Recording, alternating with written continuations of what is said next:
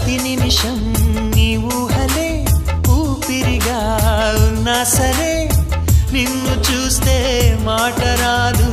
ఎందుకే నా చెలి ఒంటరిగా ఉన్నానని మనసు పడి నీ మాటలే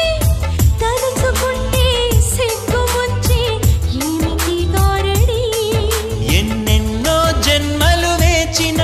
ఇప్పుడే నీ సన్నిధి చేరిన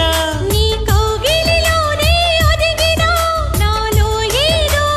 వేదన చిగురించే ప్రేమకి అది నీలో స్పందన మళ్ళీ మళ్ళీ వచ్చే పున్నమిలా నువ్వు